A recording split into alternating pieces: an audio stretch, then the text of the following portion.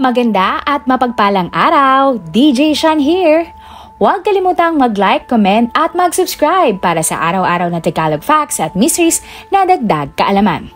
Tandaan, knowledge is power. Nitong mga nakarang buwan ay sobrang init sa Pilipinas. Yung tipong pakiramdam mo ay nagliliyab ka na at nasusunog. Maniniwala ka ba kung sasabihin ko sa iyo na may mga taong kusang nagliyab at nasunog at buhay nila ang naging kapalit? Ating alamin ang mga kwentong kakaiba ng mga taong kusang nagliyab at nasunog. Ang pangyayari. Mary Reeser. July 2, 1951, bandang alas 9 ng gabi, nagpaalam na aalis si Dr. Richard Reeser sa kanyang ina na si Mary, 67 years old. Naiwan si Mary mag-isa sa kanilang apartment sa Tampa Bay. Umupo si Mary sa kanyang upuan para magyosi bago matulog at iniwang ang bukas ang bintana dahil summer ng mga panahon na iyon.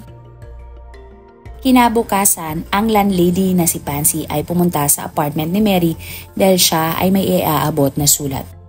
Pero hindi na siya nakapasok sa apartment ni Mary dahil nang kumatok siya sa pinto ay mainit ito. At nang hawakan niya naman ang doorknob, siya ay napasok.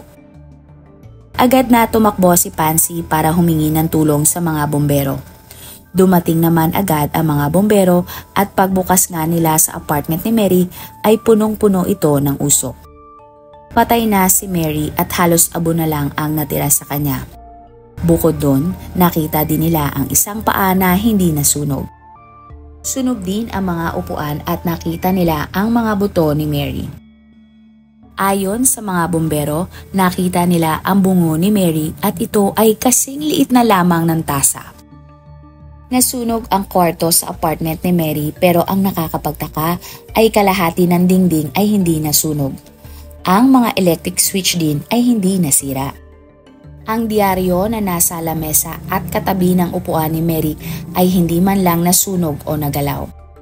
Ang kama na malapit lang din sa nasusunog na upuan ay puting-puti pa at hindi din nasunog. Ang tanong ngayon ng mga bombero, paano nasunog si Mary nang hindi nasusunog ang kanyang buong kwarto? Paano at saan kaya nagsimula ang sunog? Si Mary ay isang byuda na at lumipat nga ito sa Tampa Bay para makasama ang nag-iisang anak na si Richard. Ayon sa anak niyang si Richard, uminom ng sleeping pills ang kanyang ina bago siya umalis.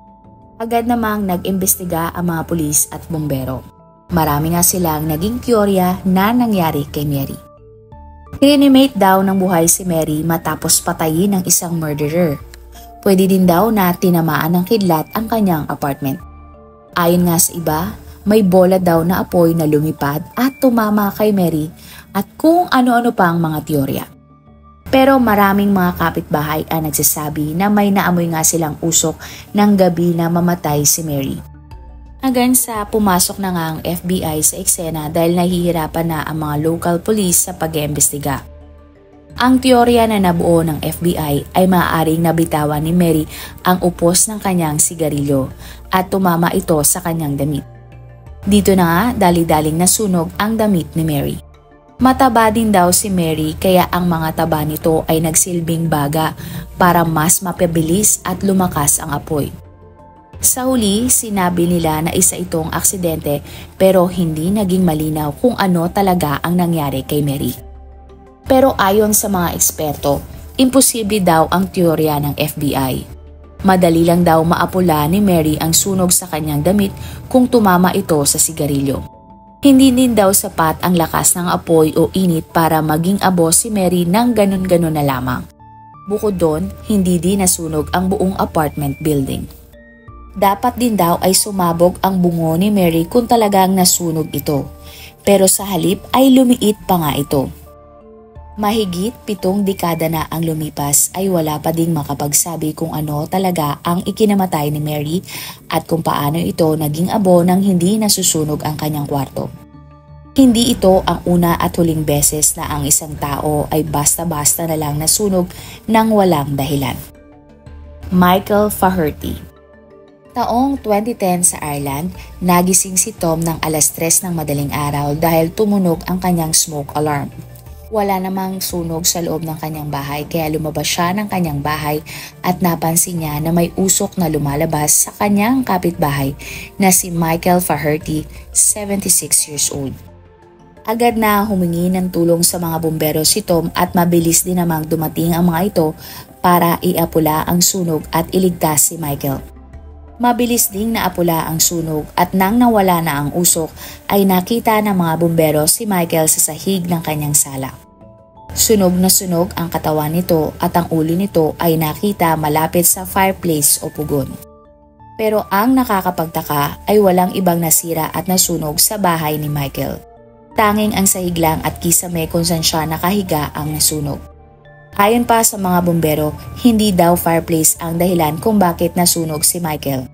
Ayon naman sa autopsy, may diabetes si Michael pero hindi ito ang naging dahilan ng kanyang pagkamatay. At dahil sunog na sunog si Michael, hindi na masabi pa kung ano talaga ang dahilan ng kanyang pagliyab. Ano nga ba ang nangyari sa mga taong ito? Sa parehas na insidente ay hindi talaga malaman ng mga eksperto kung paano sila nasunog at naging abo. Parang krinimate daw ang mga ito pero paano na hindi nasunog ang buong kwarto at kabahayan ng dalawa. Ayon nga ng ilan, baka vampira sina Mary at Michael at nasinaga ng araw. Pero sa parehas na pagkakataon, gabi nangyari ang insidente kaya imposible ang teorya na sila ay vampira. Ayon sa bumbero na umapela kay Michael, sinabi niya na ang nangyari kay Michael ay isang kaso ng SHC o Spontaneous Human Combustion. SHC o Spontaneous Human Combustion ay isang scientific theory na kung saan ang isang tao ay kusang nagliliyab o nasusunog na walang gamit na kahit anong bagay tulad ng gas, lighter, yosi, kuryente at iba pa. Ang sinasabi ng teoryang ito, galing mismo sa loob ng katawan tao ang sanhi ng kanyang pagliyab at pagkasunog. Ang iba pang kaso ng HCC. Ang unang naitalang kaso ng HAC ay nangyari ng 1400 sa Italy. Sinasabi sa mga historical books na isang sundalo ang bigla na lang nagliyab at nag-apoy sa harap ng kanyang mga magulang matapos uminom ng alak o wine. Noong 1745 naman, isang kontesa sa Italy ang natagpuang abo sa kanyang kama kinaumagahan. Ang ulo niya ay hindi pa naging abo at ang kanyang paa na may stockings ay sunog lamang. May katabing 2 kandila sa kama ng kontesa pero hindi ito nagalaw o nasunog man lang. Sa Canada naman ng taong 1982, si Jenny, 61 years old, ay nakaupo sa isang kahoy na upuan sa kanilang kusina at kasama niya ang kanyang tatay.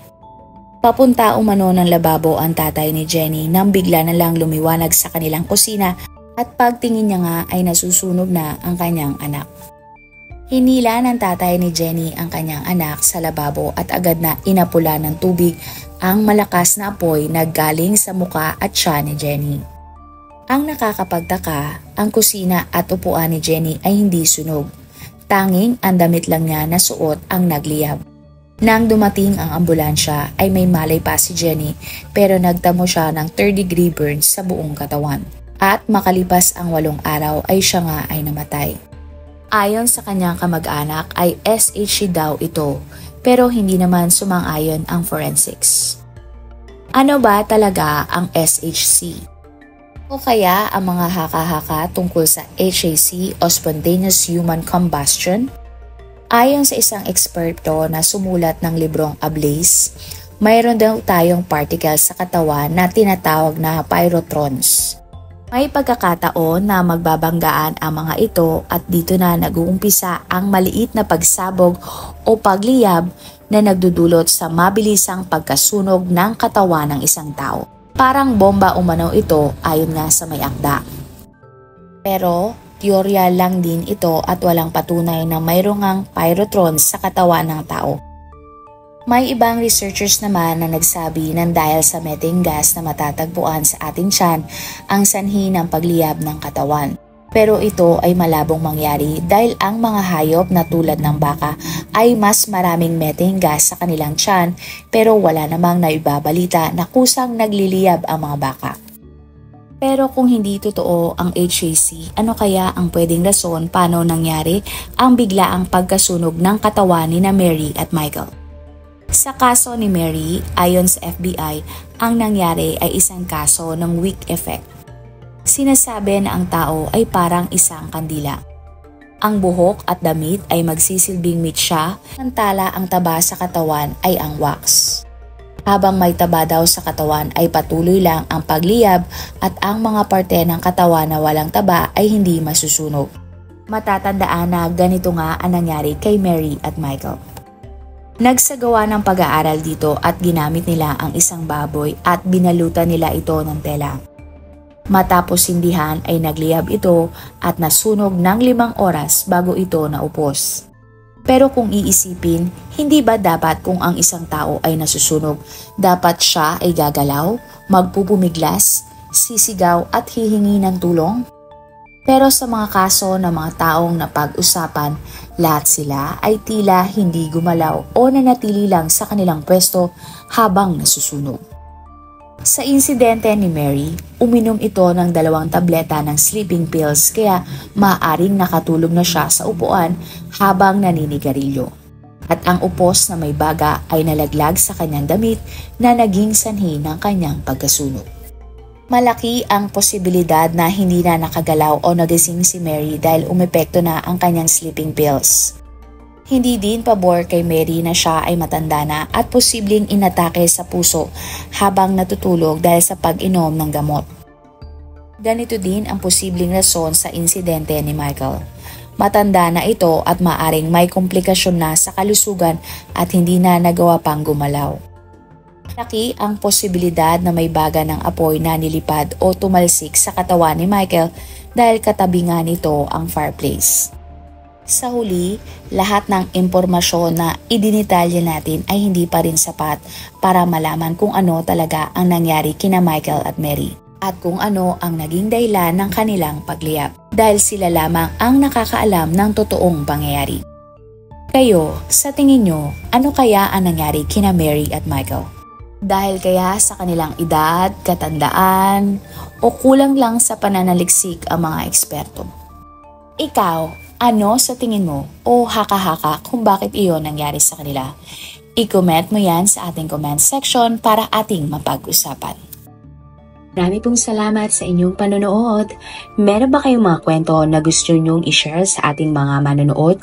O kung may personal po kayong kwento na gusto nyong i-feature sa ating channel, i-comment down below nyo lang ang inyong mga suggestions. Salamat sa pagsuporta nyo sa aming mga channel. God bless everyone!